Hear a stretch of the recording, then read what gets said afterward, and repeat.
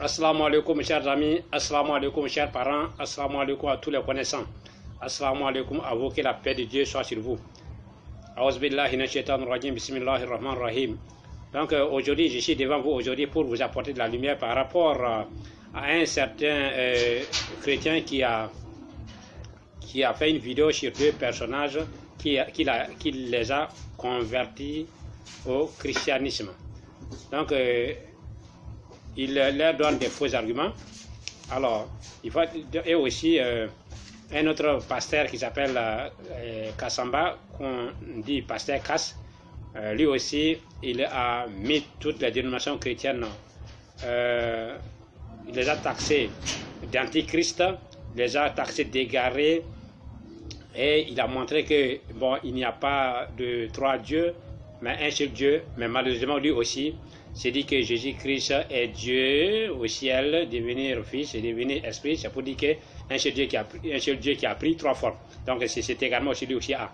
Donc tous les chrétiens, pour corriger ses camarades, se trouvent dans les mêmes erreurs.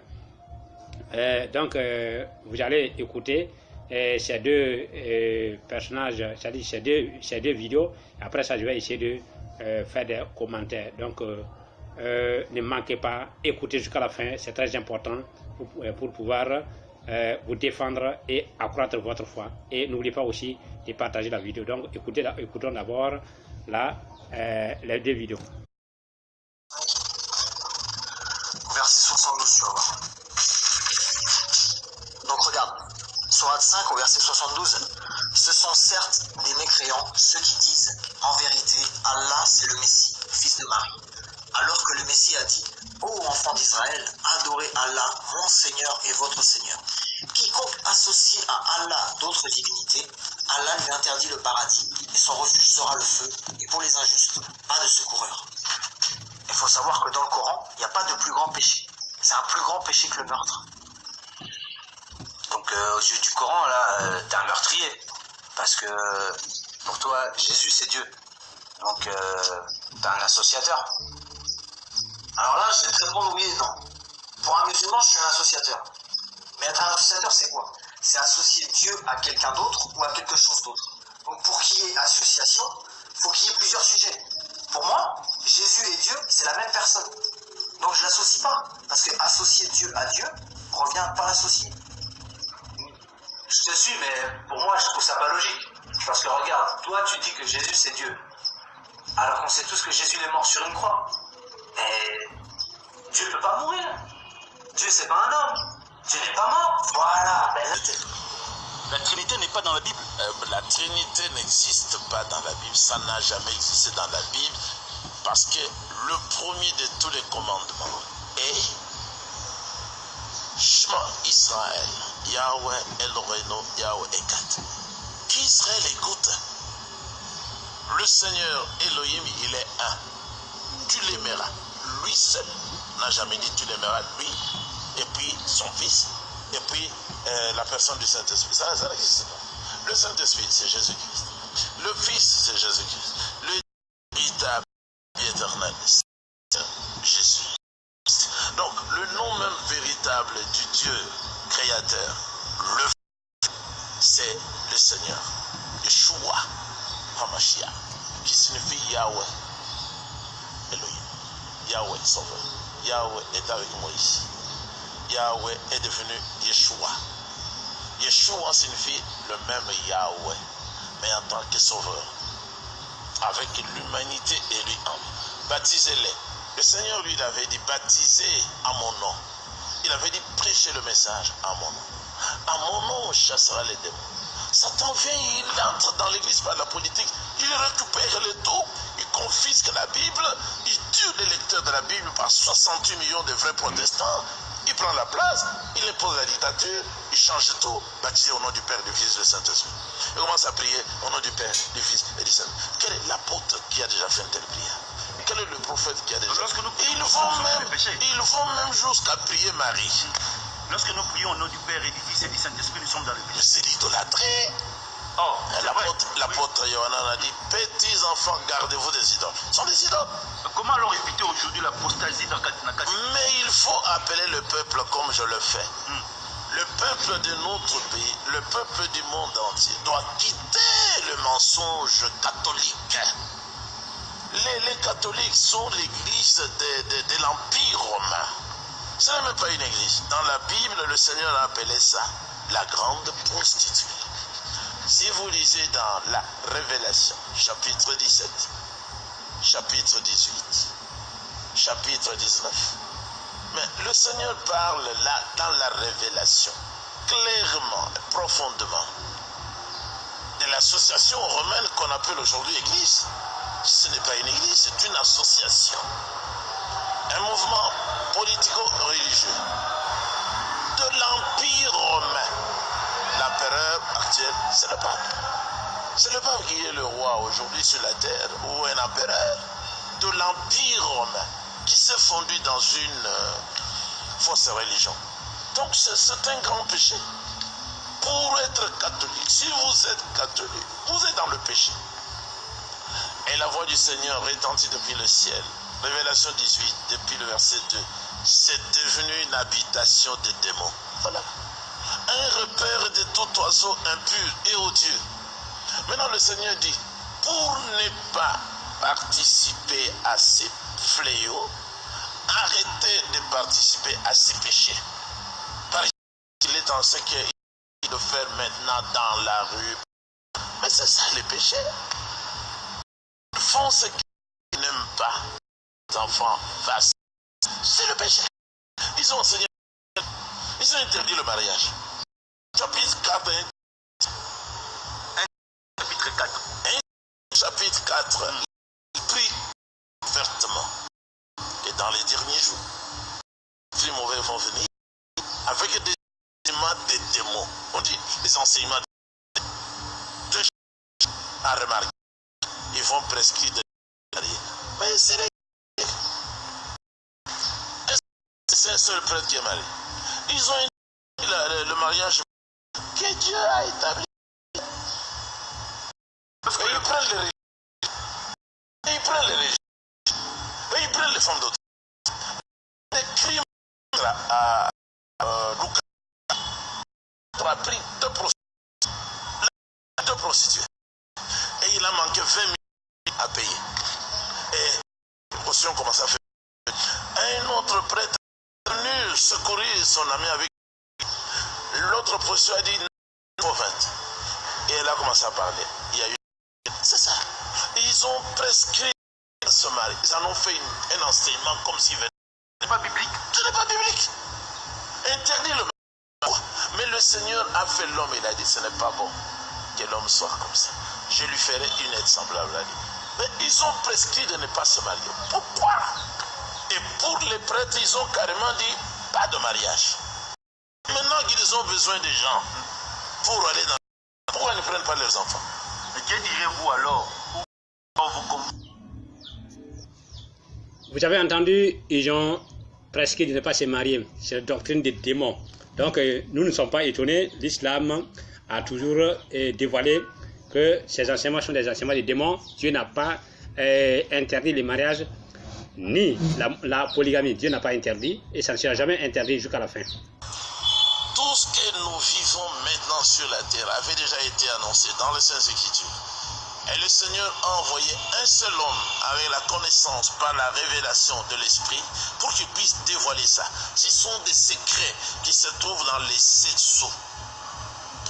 Nous voulons enlever les 3 derniers sceaux, le 5e, le 6e et le 7e. C'est pour Israël. Mais pour ceux qui arrivent, Église catholique, Église protestante, méthodiste et pentecôtiste, soyons ensemble, c'est révélé clairement dans les 7 sceaux. Ce sont les mouvements, disons même, c'est le mouvement antichrist qui a franchi l'étape. Nous avons aussi 4 grandes dominations, dites chrétiennes, qui ont été l'arbre pour Jésus-Christ. Qui s'est attaqué à la Bible par ça? Idolâtrie, un blasphème, faux enseignements. Maintenant, le demande à vous tous, si vous voulez aller au ciel, sortez. Voilà. Sortez du catholicisme, sortez du protestantisme, sortez du méthodisme, pentecôtisme. C'est Satan. À partir de la page page méthodisme, pentecôtisme, c'est Satan. Après, lisez tous les sauts. Faites pendant pointe du doigt, voilà Satan. Avec ces protestants et ces se ensemble pour aller attaquer le Seigneur Jésus-Christ. Et le Seigneur les vaincra parce qu'il est le Seigneur.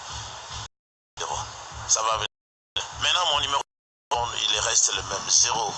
Le nom de Babylone. Ça, c'est Apocalypse 18, verset 4. Si vous ne voulez pas participer au fléau que le Seigneur enverra pour détruire le Vatican, l'Europe catholique mariale, ça va être détruit. C'est Apocalypse 17, vous allez voir. Sortir de là, se repentir, venir prendre le baptême d'eau dans le nom du Seigneur. Ce qui est sûr, les musulmans ont dit, nous avons dit que Jésus reviendra, il va venir, il va, ce que nous avons dit, l'Antichrist s'est passé, ce qu'il est en train de dire aussi, il est protestant. Allez voir la suite, à la suite. Il va jusqu'à la fin, c'est très intéressant. C'est une vidéo terminée, vous allez comprendre. Vous avez entendu le chrétien qui dit que selon le Coran, il n'y a pas de plus grand péché que le meurtre et l'association. Et Youssouf, son camarade musulman, lui dit qu'il est aussi associateur. Donc il répond que pour un musulman, que les chrétiens sont des associateurs. Mais un associateur, c'est quoi? C'est associer quelque chose à Dieu, ou Dieu à quelque chose. Donc, pour qu'il y ait association, il faut qu'il y ait plusieurs sujets.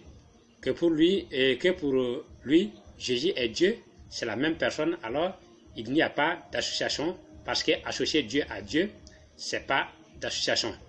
Mais que c'est associer quelque chose à Dieu, ou Dieu à quelque chose qui est de l'association. Voilà comment les chrétiens comprennent l'association. Ils n'ont rien compris. C'est ça même l'association. Dire qu'il y a un Dieu, un autre Dieu, à côté de Dieu, créateur des cieux et de la terre, c'est ça qui est de l'association. Puisqu'il veut dire que Jésus est Dieu, et Jésus et Dieu sont la même personne. Jésus 100% homme et homme, 100% homme, 100% Dieu. Si Jésus est 100% homme et 100% Dieu, il serait plus grand que Dieu. Et encore, il est 100% terre aussi. Vous dites qu'il n'est pas la terre. Ok. Mais Dieu n'est pas un homme. Dieu ne meurt pas. Donc, la droite, il est dit dans votre Bible que Jésus est assis à la droite de Dieu. Donc, la droite de Dieu signifie à côté de Dieu. Alors, celui qui est à côté de quelqu'un ne peut jamais être la même personne. Et il dit que l'association, c'est associer quelque chose à Dieu, ou Dieu à quelque chose. C'est faux, c'est assez faux. Parce que les anges sont avec Dieu. Mais ce n'est pas de l'association. Les prophètes s'associent à Dieu pour transmettre sa parole. Même les anges s'associent à Dieu pour transmettre sa parole. Ce n'est pas ça de l'association. Même les hommes le font. Il y a association quand l'ange ou le prophète ou le djinn veut s'égaler à Dieu ou prendre la place de Dieu en s'appelant Dieu, créateur des cieux et de la terre, et exiger qu'on l'adore. C'est ça l'association. Pour confirmer ce que je viens de dire, ce que je viens d'avancer, lisons la sourate 3, verset 79. Il ne conviendrait pas à un être humain à qui Allah a donné le livre, la compréhension et la prophétie de dire ensuite aux gens, soyez mes adorateurs, à l'exception d'Allah, mais au contraire, il devra dire, devenez des savants obéissants au Seigneur, puisque vous enseignez le livre et vous l'étudiez. Alors, il ajoute dans le verset 80, et il ne va pas vous commander de prendre pour Seigneur, ange et prophète. Vous commanderait-il de rejeter la foi vous qui êtes musulmans, on comprend qu'il est de la même dénomination que le pasteur Kassamba. Donc, ce jeune-là est de la même dénomination que le pasteur Kassamba. Dans la vidéo, comme lui, le pasteur Kassamba, aussi nous dit que toutes les dénominations chrétiennes sont faux. Les catholicismes, les catholiques, les protestants, les évangélistes de réveil, les églises de réveil, ainsi que toutes autres dénominations qui prient en disant au nom du Père, du Fils et du Saint-Esprit sont tous faux, d'après les pasteurs Cass. En régnant en même temps que la Trinité n'est pas biblique, qu'aucun apôtre n'a prié ainsi, qu'il n'y a pas trois dieux, mais un seul Dieu unique. Que Dieu a dit de prier au nom du Père et au nom que Dieu a dit de prier au nom du Père et non de prier au nom du Père, du Fils et du Saint-Esprit. Allahu Akbar. Que prier au nom du Père, du Fils et du Saint-Esprit est la prière de Satan. Et il a montré par là aussi que Satan est venu prendre l'église, massacrer, tuer, exterminer pendant des siècles les 68 millions de protestants, des vrais chrétiens, comme il le dit, et aussi, comme les jeunes là aussi le dit. Alors, c'est ce que le Coran a révélé en disant que les chrétiens ont falsifié la Bible et ils suivent les mensonges. Ils ne suivent pas ce que Jésus suit. Nous sommes d'accord avec lui, avec le pasteur Kassamba à ce niveau.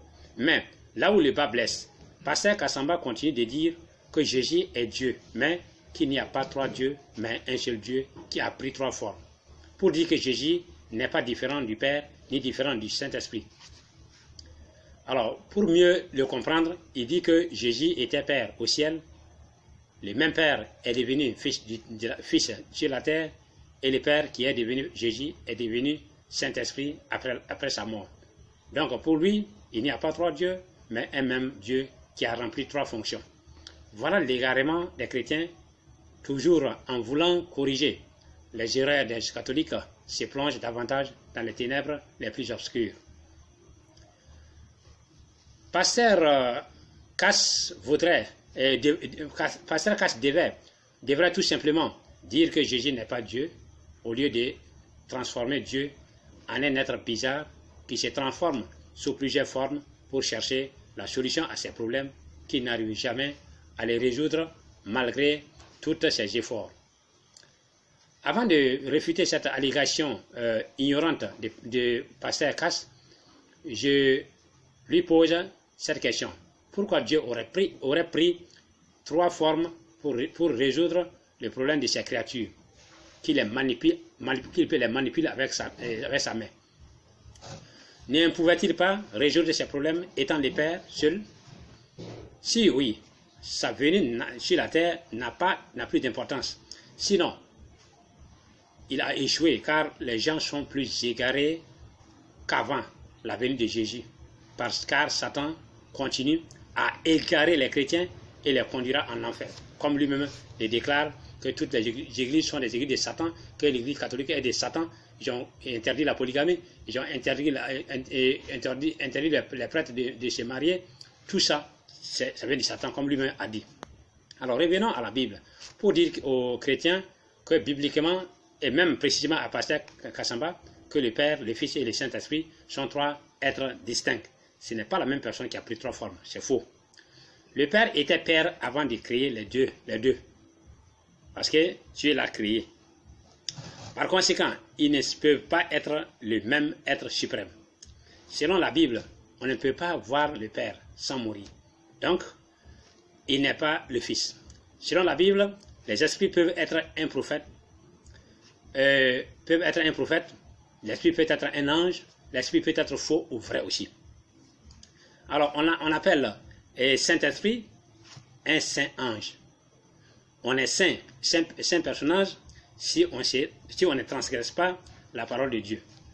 Et la parole de Dieu est esprit aussi, d'où la sainte parole est un Saint-Esprit aussi. Et la mauvaise parole est un mauvais esprit. C'est pourquoi Jean dit dans 1 Jean que tout esprit qui ne déclare pas que Jésus est le Christ n'est pas de Dieu.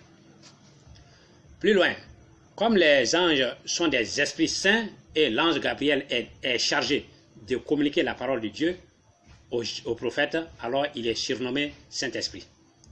Luc 1:19 nous montre ça. L'ange lui répondit, je suis Gabriel, je me tiens devant Dieu, j'ai été envoyé pour te parler et pour t'annoncer cette bonne nouvelle. Alors, donc, le Saint-Esprit, l'ange est appelé Saint-Esprit. L'ange Gabriel, dans le Coran, c'est la même chose. Et on dit, l'Esprit de Dieu se présenta à Marie sous la forme parfaite d'un homme. Donc, les anges, pour s'adresser aux hommes, ne gardent pas leur forme d'ange. Ils se transforment en être humain pour s'adresser aux hommes. Alors, pendant que Jean baptisait Jésus, le même Esprit Saint est venu témoigner le même Esprit est venu témoigner. Et le Père parla d'en haut. Donc, pendant que Jean baptisait, Jésus est là, l'Esprit est là, Dieu, le Père aussi est là. Donc, tous les trois sont là au même moment. Donc, ce ne sont pas la même personne qui a pris trois formes, c'est faux. Voilà mon serviteur, et Dieu dit en ce moment maintenant, voilà mon serviteur bien-aimé à qui j'ai mis mon affection. Donc, il y a eu trois personnages distincts.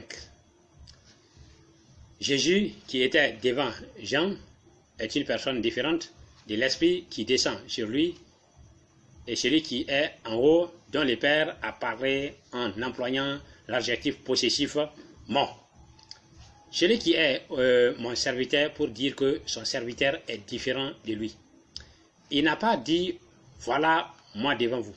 Donc, Paul a écrit qu'il est le premier-né de toute la création, ce qui veut dire que Dieu l'a créé le premier, c'est-à-dire avant les autres. Alors, le premier canari ne peut pas être la potière. Paul dit encore que Dieu est le chef du Christ. Votre évangile dit qu'il est assis à la droite de Dieu. Celui qui s'assoit à la droite du roi n'est pas le roi. Jésus ne peut pas avoir le trône de Dieu. Dieu lui a donné le trône de David sur la terre. Jésus, sur la croix, crie, mon Père, pourquoi m'as-tu abandonné? On n'abandonne pas soi-même, on abandonne quelqu'un d'autre. Donc Jésus montre que l'Esprit Saint a plus de valeur que lui. C'est pourquoi, il dit dans 12:31, c'est pourquoi je vous dis, tout péché et toute blasphème sera pardonné aux hommes, mais le blasphème contre l'Esprit ne sera point pardonné. Donc aux hommes. Donc c'est pour dire que Jésus est différent du Saint-Esprit, ce n'est pas la même personne. Dans Jean, Jésus dit que son Père est plus grand que lui. Dans mon Père est plus grand que moi, ceci montre aussi que Jésus n'est pas le Père, ni le Saint-Esprit. Il dit quelque part encore que quant au jour du royaume des cieux, quant au jour, ni le Fils, ni l'Esprit, ni le Saint-Esprit ne savent pas, sauf le Père. Donc Jésus montre par là, l'Esprit n'est pas Jésus, le Père n'est pas Jésus, et ils sont tous trois dieux, trois êtres différents. Dans 1 Corinthiens, la fin du monde, Jésus et Dieu, tous deux, seront présents. Et selon votre Bible, Dieu soumettra toutes choses à Jésus. Et lorsque toutes choses seront soumises à Jésus, Jésus lui-même se soumettra à Dieu, afin que Dieu règne sur tout, c'est-à-dire sur Jésus et le monde entier. On peut lire ça dans 1 Corinthiens 15, 27 à 28. Dieu en effet a tout mis sur ses pieds. Tout mis sous ses pieds. Mais lorsqu'il dit que tout lui a été soumis, il est évident que celui qui lui a soumis toutes choses, qui est Dieu, est accepté. Donc, et lorsque toutes choses lui auront été soumises par Dieu, alors le Fils lui-même sera soumis à celui qui lui a soumis toutes choses, afin que Dieu soit tout en tous. Donc, Dieu et Jésus sont très différents jusqu'au dernier moment, jusqu'à la fin du monde, et il est exaucé, il sera mis au paradis. Donc, il n'est pas Dieu, il ne peut pas être Dieu. Si Paul dit que Jésus remettra le royaume à Dieu, comment peut-on dire que Jésus est Dieu? Et comment peut-on dire que Jésus et Dieu sont les mêmes? Dieu remettra le royaume à Dieu? Pas possible. De tout ce qui ressort, Jésus ne peut jamais être le Père ni le Saint-Esprit. Je voudrais souligner ici que tout groupe de chrétiens qui voudrait corriger un autre groupe finira par s'égarer tant qu'il gardera la divinité de Jésus et sa rédemption par le sang. Pasteur Cass n'a-t-il pas démontré que Jésus-Christ ne peut jamais être Dieu? Pardon, Pasteur Cass, non. Pasteur Boris Bota a démontré de A à Z que Jésus ne peut jamais être Dieu, mais Pasteur Bota aussi, et lui aussi garde que le sang de Christ. Voilà la grosse erreur. L'islam a été clair qu'il n'y a pas trois dieux, ni un Dieu qui se métamorphose en trois personnages. Tout ça, c'est de l'association fabriquée par les premiers catholiques. Le pasteur Cass reconnaît que les catholiques sont égarés et continuent de croire que la Bible n'est pas falsifiée. Il les appelle l'église de Satan, il appelle les prêtres de Satan, les ouvriers de Satan, tout cela. Vous l'avez bien écouté. Donc, mais je lui pose quelques questions. Qui a choisi les 4 évangiles que vous avez aujourd'hui, si vous dites qu'ils sont égarés? Et rejeté les 56 autres évangiles. Qui leur a dit que les autres sont faux? Et tu diras que c'est le Saint-Esprit. Ce n'est pas le même esprit qui a dit que Jésus est Dieu au concile de Nicée. L'esprit se trompe quelque part et il ne se trompe pas quelque part. Où est-ce quoi? Parce que c'est le même esprit qui les a conduits en erreur et qui les a dirigés encore. Quel est cet amalgame? Ce n'est pas le même esprit qui a dit que Jésus est Dieu au concile de Nicée. Ce n'est pas le même esprit qui a dit que le Saint-Esprit est Dieu. Ce n'est pas le même esprit qui a dit qu'il y a 3 dieux qui font un.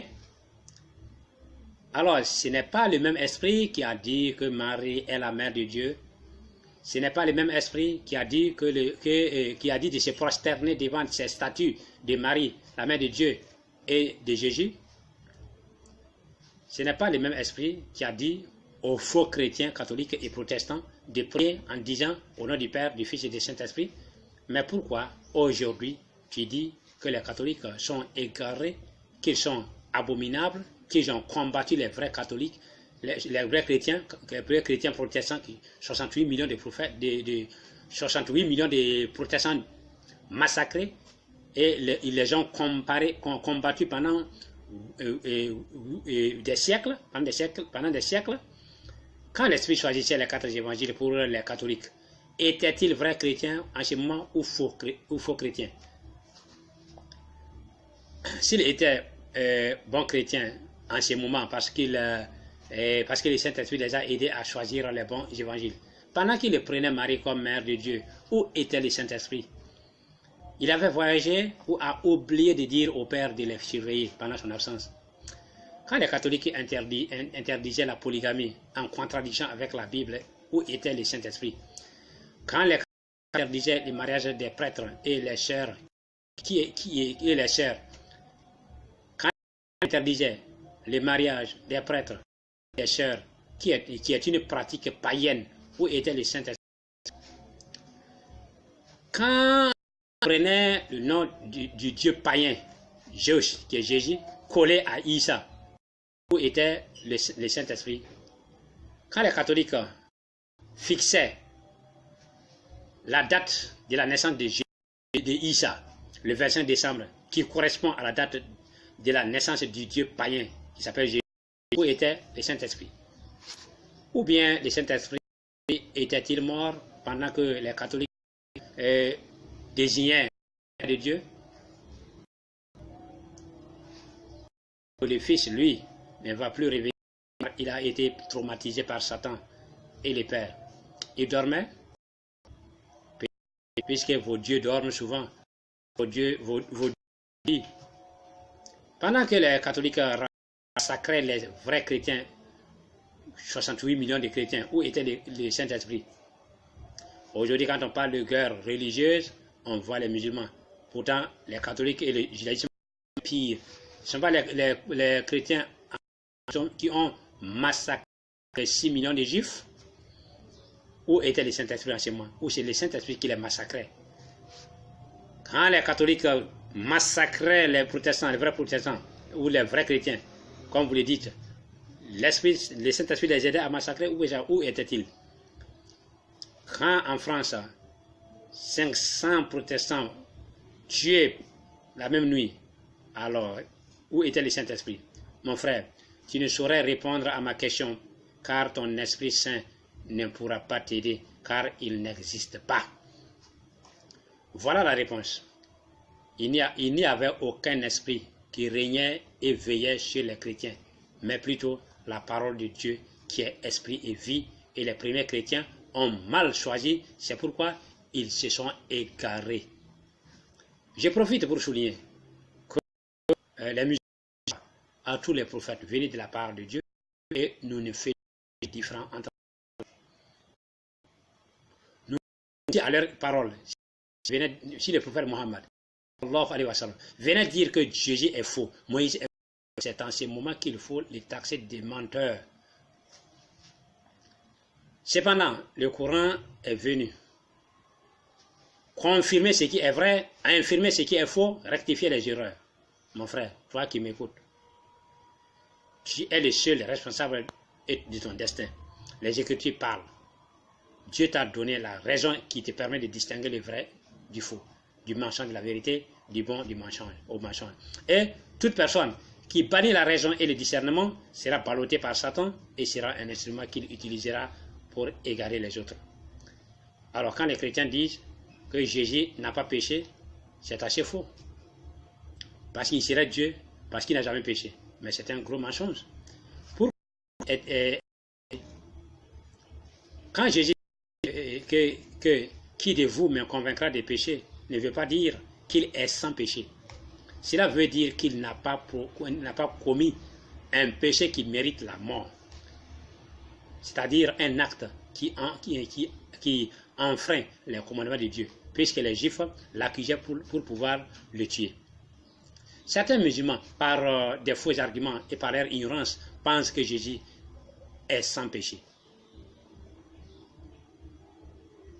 Ou dans le Coran, il est écrit que Jésus est sans péché et les autres prophètes sont-ils des pécheurs? Tous les prophètes ne commettent pas des actes de façon intentionnelle. C'est par erreur qu'ils commettent les actes. Ces erreurs peuvent être avant leur mission prophétique. C'est pourquoi, Moïse seul est le prophète qui a tué un copte par mégarde quand il voulait séparer le copte et l'israélien. Le copte n'a pas supporté son coup et sur place, il a demandé pardon à Dieu et Dieu l'a pardonné. Le prophète Mohammed, sallallahu alayhi wa sallam, depuis sa naissance jusqu'à l'âge de 40 ans, personne ne l'a accusé de malfaiteur. Au contraire même, on l'appelait le digne de confiance, tellement il avait un comportement exemplaire. Mais dans la Bible, on ignore complètement le comportement de son adolescence. C'est-à-dire venant avant 20 ans,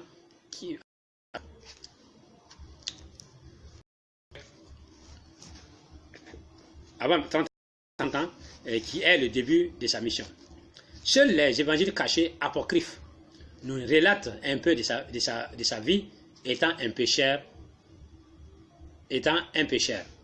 Lisons un commentaire d'un savant chrétien à cet effet. Je cite, Évangile de l'enfant de Thomas se concentre sur les jeunes années de Jésus, plus précisément entre 5 et 12 ans, en lui attribuant divers miracles tirés entre 5, 12 et 15 ans, et en lui attribuant divers miracles tirés par les cheveux. Jésus est décrit comme un vilain garçon irascible et vindicatif, c'est-à-dire qui se venge, qui recourt à ses pouvoirs miraculeux pour se venger des anciens, des voisins et des autres jeunes du village. Il les rend aveugles, estropiés et en tue même quelques-uns. En tenant compte de ces évangiles apocryphes, nous pouvons dire qu'avant la mission prophétique de Jésus, il était pécheur comme toute autre personne. On retrouve dans la Bible où Jésus insultait les Juifs des races de vipères. Les injures sont des fautes, sont des erreurs et sont des petits péchés aussi. Matthieu 12, 34. Race de vipères, comment pourriez-vous dire de bonnes choses méchant comme vous l'êtes.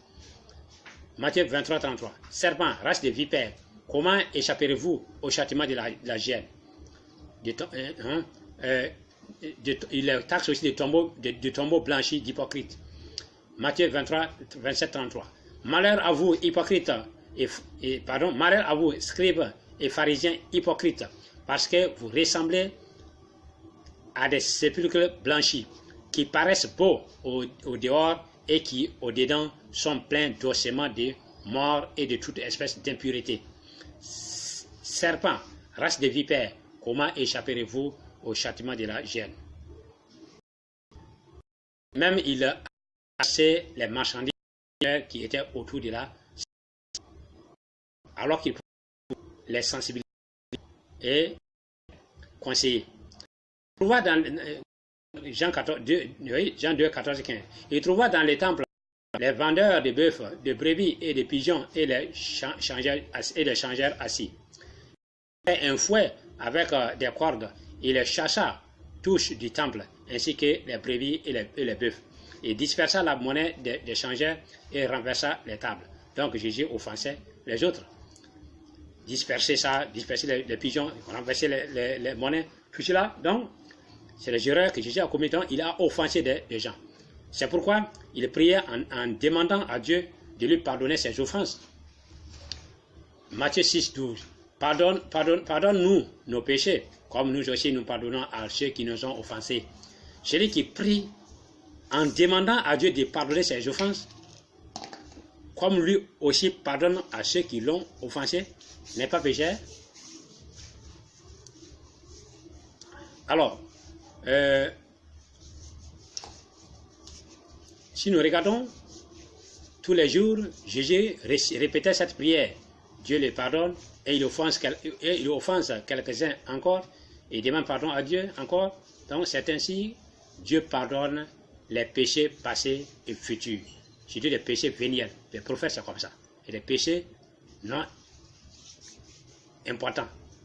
Et c'est de cette manière de prier que Dieu a dit à Muhammad sallallahu alayhi wa sallam qu'il a pardonné ses péchés, ses offenses passées et futures.